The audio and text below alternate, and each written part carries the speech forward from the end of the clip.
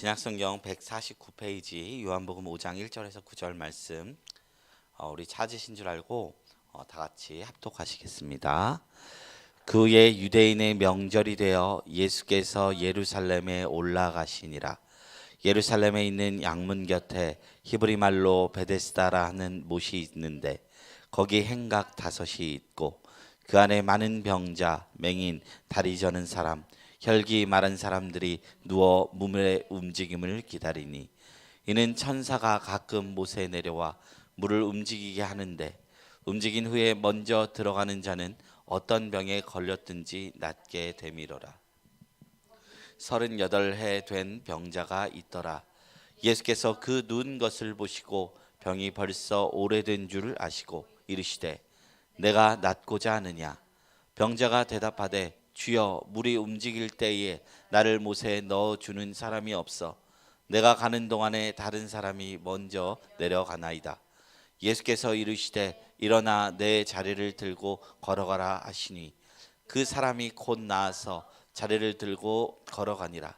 이날은 안식일이니. 아멘. 오늘은 믿음은 나의 것이 아니라 하늘로부터라는 제목으로 은혜를 나누려고 합니다. 저 다니엘 기도회 21일간 어떤 정신으로 했는지 모르겠습니다. 어떤 이는 직장을 다녀가며 어떤 이는 팔을 부러져 가며 그 대단한 간증은 아니지만 나름대로 저희도 열심히 노력한 것 같아요. 우리도 정말로 박수 받을 자격이 있어요. 한번 박수 한번 하고 시작하겠습니다. 오늘 설교는 제가 시편 강해를 계속 나눠야 되는데 제가 타이핑이 서툴러서 예전에 저희가 나눴던 내용을 좀 리메이크해서 나누려고 합니다. 들은 내용이라고 생각됐다면 약간 모른 척 해주시는 것도 감사드리겠습니다. 오늘 말씀은 믿음은 나의 것이 아니라 하늘로부터라는 제목입니다. 이 요한복음이라는 책은요, 여타 마태, 마가, 누가복음의 다른 복음서랑은 조금 다른 특징이 있습니다. 마태, 마가, 누가복음은 조금씩 내용이 비슷하고 구조도 비슷하고 서로 공유되는 서사들이 참 많아요. 그런데 요한복음에는 서사가 요한복음에만 있는 것들이 참 많고 예수님의 가르침도 더 이제 요한복음에서만 나타나는 것도 참 많이 있습니다. 그리고 마태, 마가, 누가복음이 일종의 이야기 책이라면 요한복음은 좀 더 조직적이고 논리적이고 신학적이고 설교적인 책이라고 볼 수 있습니다. 2장부터 12장까지 공생애를 기록하면서 표적이 딱 7가지가 나와요. 구조가 있다는 거예요, 이 말은. 그리고 그 7표적에 대해서 예수님이 기적 일으키시고 설교문을 하시고 기적 일으키시고 설교를 한편 하시고 이런 구조를 갖고 있어요. 그 표적마다 예수님을 오해하는 유대인들이 나오고요. 그 오해하는 것을 예수님이 교정시켜 주시면서 하나님의 나라는 어떤 것이고 신앙이 어떤 것인지 알려주는 예수님의 모습이 기록된 책이 바로 요한복음입니다. 그중에 요한복음에서 특별히 이 유대인들은 굉장히 부정적인 의미로 기술이 되고 있습니다.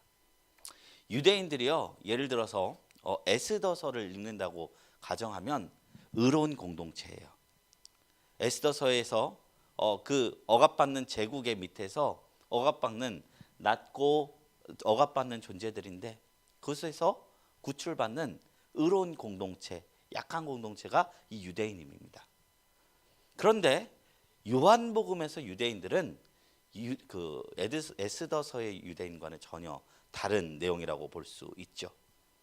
같은 단어지만 다른 의미인 거예요. 예수님의 대적자로서 유대인이 기술되고 있어요. 그래서 제가 사족을 말씀드린다면 성경을 읽을 때 반드시 책별로 읽어야 됩니다. 그리고 반드시 장르별로 읽어야 됩니다. 그리고 저자별로 다르게 읽어야 합니다. 신천지가 왜 엉터리인 줄 아십니까? 며칠 전에 저희 교회로 이제 신천지인데 누가 봐도 신천지인데 조직 이름을 좀 다르게 해서 우편 하나가 왔더라고요. 거기 뭐라고 됐냐? 성경에는 짝이 있다. 구약과 신약의 말씀의 짝을 이룬다. 이러면서 이제 그 표지가 써져 있었습니다. 이게 바로 엉터리입니다. 말씀에 짝을 맞춘다고 해서 그냥 단어만 같으면 교합해서 교리를 풉니다. 예를 들어 복음서의 씨 뿌리는 비유와 예레미야 31장 27절에 사람의 씨, 짐승의 씨를 씨만 나온다고 같다고 연결하는 것이 이 신천지의 방법이라는 거예요. 그래서 막 짝 맞추다 보면 논리적인 사람은 여기에 빠지게 돼 있어요. 수학 좋아하고 논리적인 거 좋아하는 사람은. 그런데 성경은 지극히 문과의 책입니다. 그래서 한 권 한 권을 마치 다른 책이라 생각하시고 읽어보시면 더 풍성합니다. 그러니 욥기를 읽으면서 우리는 잠언 생각하니까 헷갈리고, 전도서 읽으면서 잠언 생각하니까 헷갈릴 때가 있는 거예요. 잠언을 읽을 때는 전도서와 욥기의 배경을 싹 읽고 잠언만 읽는 거고, 전도서를 읽을 때는 잠언과 욥기서를 싹 읽고 전도서만 읽어보면 각자 말하고 하는 신학의 독특성이 드러난다는 것입니다. 그게 참 중요합니다. 예레미야서와 복음서의 언어는 문화와 저자와 말하고자 하는 바가 다 다릅니다. 그래서 신약이 구약을 인용하는 것이 있으므로 이를 통해서 관조하며 연결하는 설교를 할 수 있습니다만, 단순히 단어가 같다고 해서 성경이 같은 의미를 내포하는 것이 아니라는 것이죠. 다시 말씀으로 돌아가면 요한복음에서 유대인은 예수님의 대적자의 상징입니다. 예수님의 두 번째와 세 번째 포적, 그 이후 벌어진 유대인들 간의 논쟁 속에서 예수님께서 그들에게, 그리고 또한 말씀을 읽고 있는 우리들에게 말씀을 전하시는 것이 오늘 요한복음의 내용이라는 것입니다. 그렇다면 오늘은 무슨 오해가 있었느냐? 바로 안식일에 대한 오해입니다. 이 논쟁 전에 한 가지 표적이 있었습니다. 오늘 본문 말씀입니다. 38년 된 병자를 고치신 예수님의 사건입니다. 5장에서는 유대인의 명절로 인해서 예수님이 예루살렘에 올라가서 일어난 사건이 등장합니다. 유대인의 모든 명절은 다 안식일이에요. 그런데 예수님께서 안식일에 6장에서는 유월절에, 7장에서는 초막절에 기적과 이사를 행합니다. 5장에서도요, 예수님이 유대인의 명절이라고만 하지만 어떤 명절인지 밝히지 않았지만 분명히 이날은 안식일이었습니다. 주님은 안식일에 계속 역사를 일으키고 계신 거예요. 양문 곁에 베데스다 연못에서 일어난 사건입니다. 이 연못에는 전설이 있었는데 천사가 물을 휘저은 후 가장 먼저 들어가니 누구든지 병이 낫는다는 것입니다. 그런데 그곳에 38년 된 병자가 있었습니다.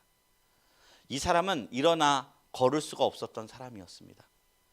그러니 이 사람은 연못을 바라볼 수밖에 없었던 것입니다. 뛰어 들어갈 가능성이 없으니 바라만 보고 있었던 것입니다. 그럼에도 그는 마음의 소원을 가지고 오랜 시간 포기하지 않고 자기의 병이 낫기를 바라며 베데스다 연못에서 물이 움직이기만을 기다리고 있었습니다. 그리고 그에게 예수님이 찾아옵니다. 그리고 온전하게 되고 싶은지 물어보십니다. 그때 병자는 온전하게 되고 싶다는 예수님의 질문에 엉뚱한 소리를 해요. 누가 자기를 물속에 넣어주지 않아서 병이 낫지 않는다라고 한탄합니다. 이 베데스다의 병자는 우리를 살펴보게 합니다. 우리는 모두 연못을 바라보는 자들입니다. 어쩔 때는요, 지식이 우리를 거룩하게 만들지 못한다는 사실을 너무나 깨달을 때가 많이 있습니다. 수많은 시간 우리는 신앙생활을 하며 하나님의 뜻이 어디에 있는지, 주님의 마음이 어디에 있는지 깊이 있게 분별하고 알아왔지만, 때로는 내 지식이 커지면 커질수록 그것을 바라볼 수만 밖에 없는 우리의 모습을 바라볼 때가 있다는 것입니다. 이만큼 신앙생활 했으면 내가 더 이상 절망하지 말아야 되는데, 이만큼 신앙생활 했으면 내가 하나님 앞에서 더 위대한 신앙인으로 서야 하는데, 그러나 원하는 바는 나에게 있지만 육신이 약합니다. 그래서 이 38년 된 병자처럼 베데스다 연못을 바라보면서 따라가지 않는 몸을 바라보며 한탄하는 우리의 모습을 발견하게 된다는 것입니다. 성경에 율법을 지킴으로써 우리는 구원을 얻을 수 있다 말하지만 아무도 그 율법을 지킬 수 없는 것을 주님께서 아신 것이죠. 노력하는 그 모든 사람들의, 그 특별히 유대인들의 모습을 38년 된 병자에 빗대어 요한복음은 이야기하고 있는 것입니다. 이 38년 된 병자에는 바리새인들도 있고 제사장들도 있고 오늘날 우리 자신도 있는 것입니다. 이 38년의 기간은 참 의미가 깊습니다. 우연인지 의도적인지 모르지만 그 시간은 이스라엘 백성이 광야 생활을 하던 그 연수와 같습니다. 신명기 2장 14절에 보면 가데스바나에서 떠나 세렛 시내를 건널 때의 기간이 38년이라. 마침내 이때 군사들의 모든 세대가 주께서 그들에게 명사하신 대로 그 군대 가운데서 소멸되었나니. 이 이스라엘 백성들이 정탐꾼들을 보내고는 하나님의 땅을 정복하러 갈 때 하나님의 능력을 생각하지 않고 자신의 힘으로는 가나안 땅의 거인들을 이기지 못할 거라고 한탄하고 모세를 원망하다가 율법을 받고 38년간 광야를 떠나고 있죠. 그때 이스라엘 백성의 모습이 가나안 땅만 바라보는 이 38년 된 병자와 같았다는 거예요. 이스라엘 백성들은 거리상으로는 열흘이면은 가나안 땅에 들어갈 수 있었습니다. 그러나 영적으로 그리고 하나님의 때가 차지 않아 38년간 광야 생활을 유리하게 됐지요. 그런데 38년간 광야를 떠놀다가 자기 자신만을 신뢰하던 모든 이전 세대들이 다 죽고 나서 약속의 땅에 들어갈 수 있었던 이스라엘 백성처럼 이 38년 된 병자가 그 연못물에 들어갈 수 있는 것은 자기의 힘이 아니라 오직 예수님의 도움이었다는 것입니다. 이 38년 된 병자는 자신에게 아무런 소망이 없음을 기억하고 누가 나를 저기에 넣어주지 않습니다 라고 예수님께 고백하고 있는 것입니다. 그러니까 이 기적 자체가 우리에게 얘기하고 싶은 이야기가 있습니다. 이 기적은 신앙의 심볼입니다. 예수님을 만나서 옛사람이 죽고 은혜로 구원을 얻는 이야기가 오늘 세 번째 표적 안에 이미 있었다는 것이죠. 즉 복음의 힘을 우리에게 알려주고 있는 것입니다. 그런데 예수님은요, 하필이면 이 병자를 안식일에 고치셨습니다. 분명히 안식일에 병자를 고치시는 문제 때문에 곤란에 처할 것을 아시면서도 왜 예수님은 안식일에 이 병자를 고치셔야 했을까요? 요한복음 5장 10절에 보면 그러므로 유대인들이 병 나은 사람에게 이르되 오늘은 안식일이니 내가 내 자리를 나르는 것은 율법에 어긋나느니라 하매. 유대인들은 38년 된 병자가 하루아침에 멀쩡하게 나은 모습을 보고 놀라기보다는 안식일이니 네가 낫고 자리를 들고 나으는 것이 율법에 어긋나다 이렇게 책망하고 있습니다. 그리고 예수님께 항의하기 시작했습니다. 이 유대인의 모습이 종교인의 모습을 상징합니다. 유대인들은 율법을 배우고 하나님을 섬기기 때문에 하나님을 안다고 생각을 했습니다. 자신들은 하나님을 누구보다도 잘한다. 왜요? 율법을 알았기 때문에, 하나님을 섬기기 때문에. 오늘날도 마찬가지입니다. 말씀을 읽기 때문에, 내가 하나님을 믿기 때문에 내가 하나님과 신앙을 다 안다. 이렇게 생각하는 신앙인들이 참 많이 있다는 것입니다. 지금 저희가 큐티로 욥기를 읽고 있는데 욥기가 우리에게 주는 가장 위대한 지혜는 뭐냐? 모른다는 것을 모른다고 말하는 게 참된 지혜라는 사실입니다. 우리는 저를 포함한 이 세상에 누구도 하나님을 온전히 알 수 있는 자들은 아무도 없습니다. 오로지 하나님이 말씀을 통해서 계시해 준 그 일부만 보고, 그래도 그 일부만이라도 우리가 하나님을 느낄 수 있기에 그거 붙잡고 예수님 믿는 것이고, 그것을 더 넘어서 우리 삶이나 우리 인생에는 신비로 가득 찹니다. 이해될 수 없는 모든 것이 있습니다. 이것을 알아서 다 깨달아서 주님 믿는 것이 아니라 지금까지 주님 주신 은혜만으로 난 주님 확실히 믿습니다.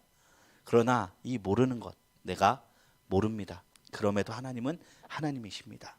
이게 욥기서가 주는 지혜거든요. 그런데 유대인들은 너무나 큰 자기 확신에 쌓여 있었어요. 안식일이 하나님께 준 날이니까 하나님을 이걸 잘 섬기는 방법이 이 소경이 병나는 현장에서도 말씀을 들이내는 장면이었던 것이죠. 실상은 소경을 인도하는 꼴이었습니다. 역설적이게도 그들은 안식일을 철저히 지키면서 하나님의 뜻을 거스르고 있었다는 것이에요. 이게 악과 죄의 원리입니다. 제가 몇 번 말씀드렸지만 인간의 가장 절망스러운 영역이 뭐냐? 가장 선한 것들로 악을 뿜어내기 때문입니다. 이 세상에 처음 창조된 에덴 동산에는 어느 하나 악한 것이 없었습니다. 그러나 하나님이 우리에게 주신 그 자유도 선한 거잖아요. 가장 선한 세상, 가장 선한 자유로 우리는 뭘 만들어냈어요? 죄를 만들어냈다는 것입니다. 전도서 3장 16절에 이르길 또 내가 해 아래서 보건대 재판하는 곳 거기에도 악이 있고 정의를 행하는 곳 거기에도 악이 있도다 라고 말씀하고 있는 것입니다. 바리새인들이 그랬다는 것입니다. 율법으로 악을 만들어냈다는 것입니다. 율법 때문에 죽어가는 사람 손 하나 까딱 안 합니다. 하나님을 모르면서 열심만 있는 그들이 병자를 살리시는 예수님께 왜 안식일에 병자를 낫게 하여 율법을 어기냐는 항의를 하는 것입니다. 그 질문 앞에 주님께서 이렇게 답변하셨어요. 내 아버지가 일하니 나도 일한다.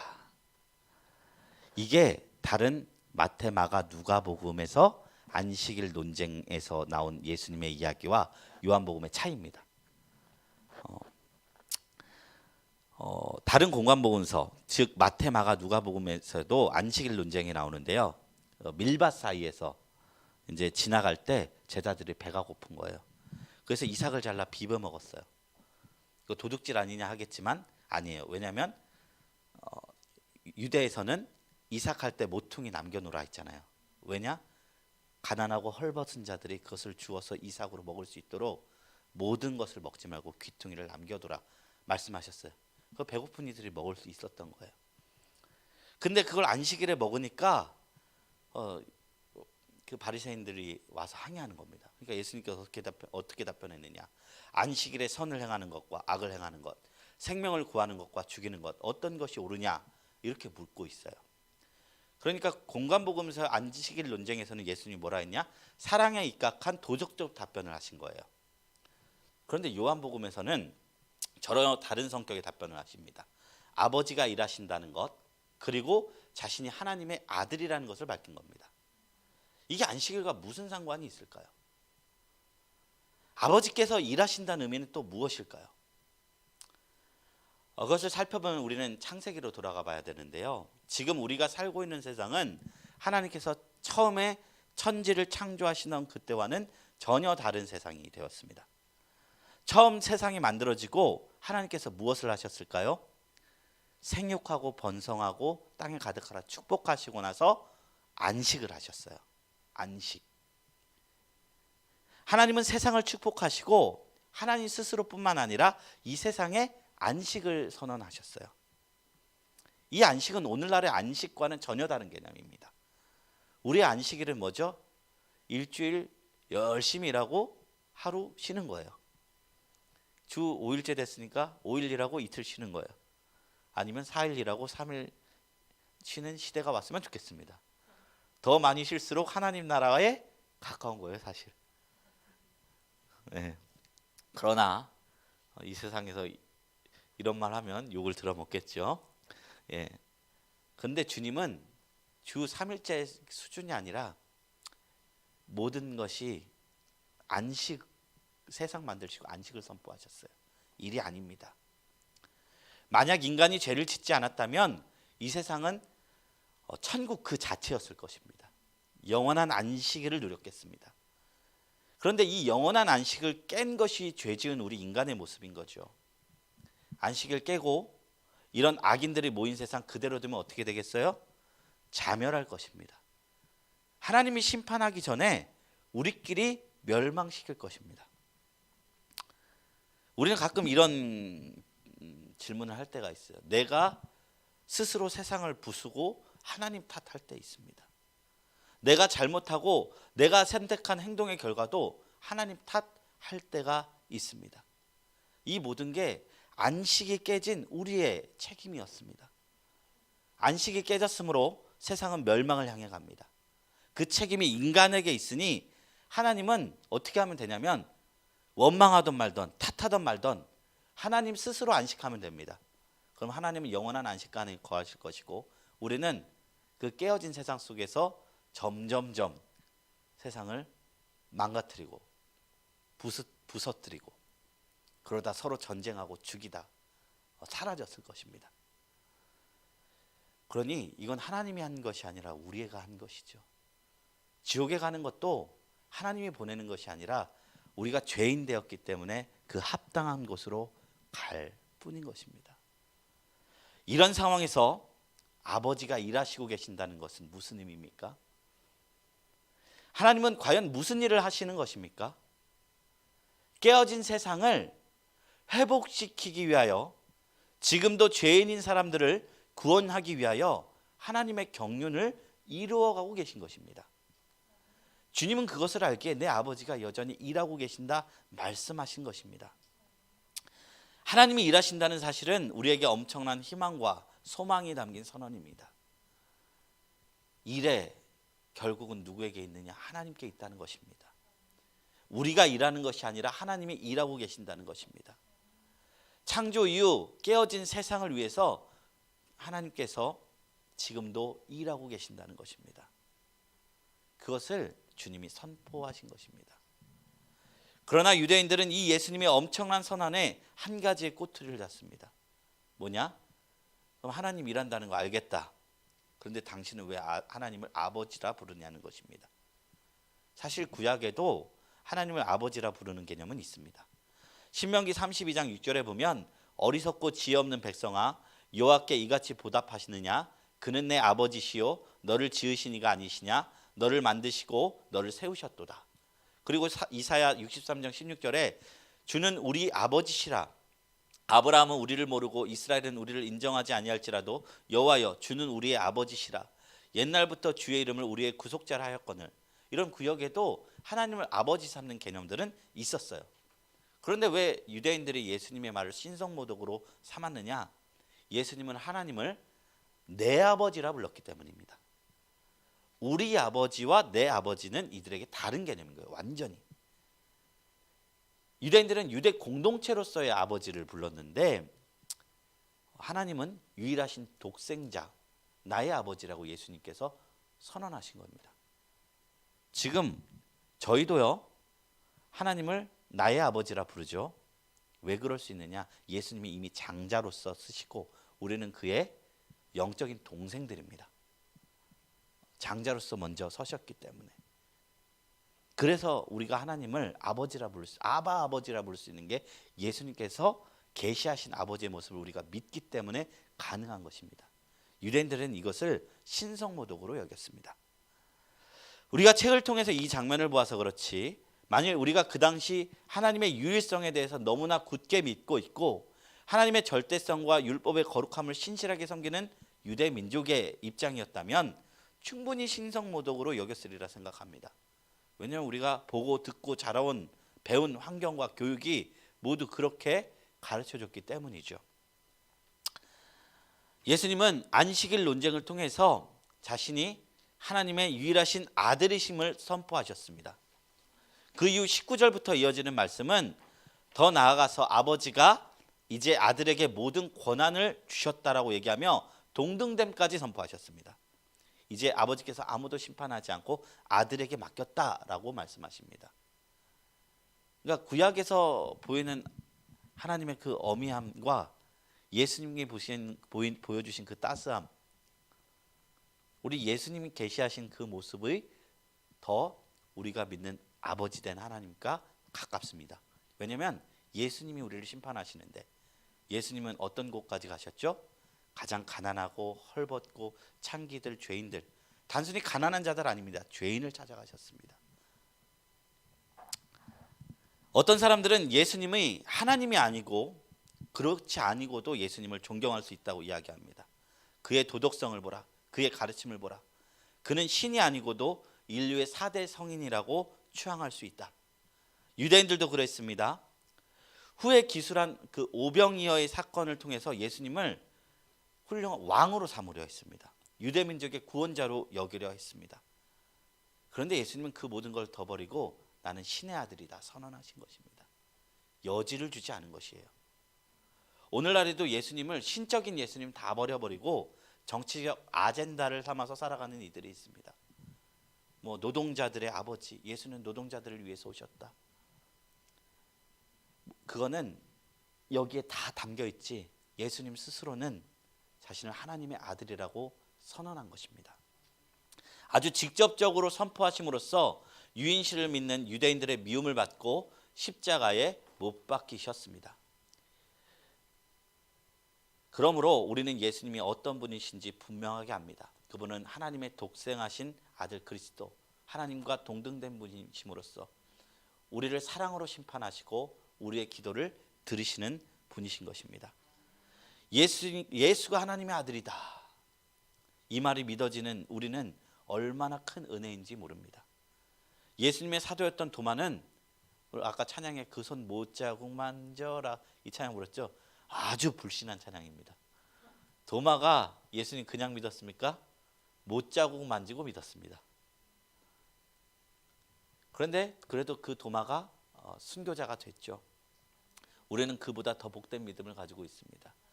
그 구멍난 손을 보지 않고도, 그 구멍난 옆구리를 보지 않고도 예수님께서 너는 나를 본고로 믿느냐? 보지 않고 믿는 자는 복되도다 말씀하신 그 말씀을 우리는 지금 성령으로 인해 믿고 있기 때문입니다.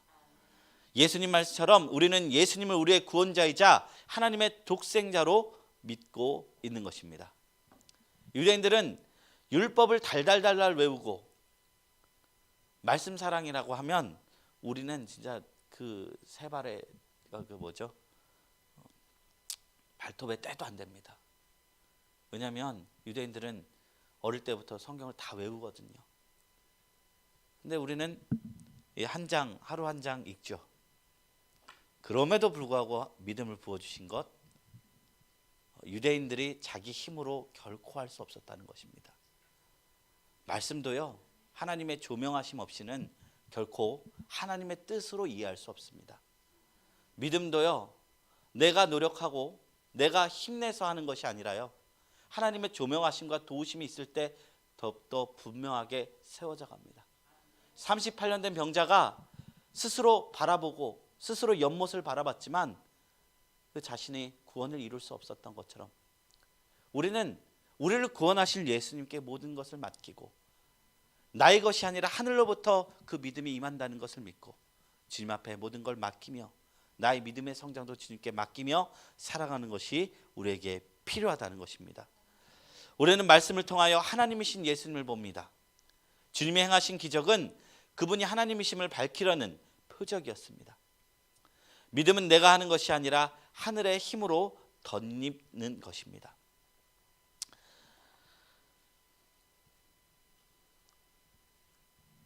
예수님은 내 아버지가 일하니 나도 지금도 일한다 말씀하셨습니다. 지금도 여전히 우리의 구원을 위해서 일하시고 계십니다. 그 철로 역정에 보면은 그런 게 나와요. 상징의 비유 중에 하나인데 벽 하나를 두고 그 벽을 불태우려고 마귀가 불을 지릅니다. 활활활 불이 타요. 근데 벽이 도무지 무너지지가 않는 거예요. 아무리 기름을 붓고 불을 지우고 막 해도 보니까 벽 뒤에 예수님이 무릎을 꿇고 그 아래 물을 싹 흘리고 있는 거예요. 지금 우리가 세상을 바라볼 때 너무나 정치적으로도 혼란하고 우리의 삶을 바라볼 때 너무나 고통스럽고 어려운 것 투성이지만 우리가 여전히 망하지 않고 신앙을 유지할 수 있고 하나님을 바라볼 수 있는 이유는 다른 것이 아니라 이 예수님께서 은밀하게 세밀하게 뒤에서 물을 부어주시며 우리의 불타는 망해져가는 우리의 이 존재적인 이 한계를 주님께서 일하심으로 붙들고 있기 때문입니다. 언젠가 주님이 이 땅에 다시 올 때 그 불은 꺼질 것이고 하나님의 도우심만 남을 것입니다. 그럼 우리는 얼마나 온전한 존재가 되겠습니까? 이 소망이 우리한테 있어야 됩니다. 믿음은 나의 것이 아니라 하늘로부터 오는 것입니다. 그 사실을 믿는 것이 은혜입니다. 그 믿음이 우리에게 참된 복이 됨을 깨닫고 오늘 하루도 그리고 한 주도 하나님께 덧입힌 힘으로 살아가게 되시길 주님의 이름으로 축원합니다. 우리 이 시간 말씀을 생각하시면서 다 같이 기도하겠습니다. 하나님, 우리가 38년 된 병자를 고치신 예수님의 이야기를 보면서 마음은 원이로 돼 육신이 약하여 어떤 것이 진리인지 알면서도 걷지 못하는 그 절망적인 그 병자를 보면서 우리의 모습을 봅니다. 하나님, 우리가 나의 힘과 나의 능력과 나의 의지로 주님의 길을 걷는 것이 아니라 하늘로부터 부어지는 덧입는 힘을 힘입어 주님을 사랑하게 하시고 이웃을 사랑하게 하시고 주님을 따라 더욱더 거룩해져가는 저희 모두가 되게 하여 주시옵소서. 우리에게 주님의 도우심이 필요합니다. 성령의 충만이 필요합니다. 주님 함께하여 주시옵소서. 우리 주님이 우리와 함께 해달라고 우리 다 같이 주여 일창하시고 기도하며 나갑니다. 주여, 거룩하신 하나님 아버지 감사합니다. 하나님 아버지, 우리의 힘으로는, 우리의 능력으로는 아버지 하나님 우리의 부족하고 연약하고 아버지 우리의 부족한 결심을 붙잡을 수 없다는 것을 고백드립니다. 하나님 아버지, 우리의 연약한 무릎을 주님 앞에 올려드립니다. 하나님, 주님이 주시는 힘으로 살아가기를 원합니다. 성령으로 살아가기를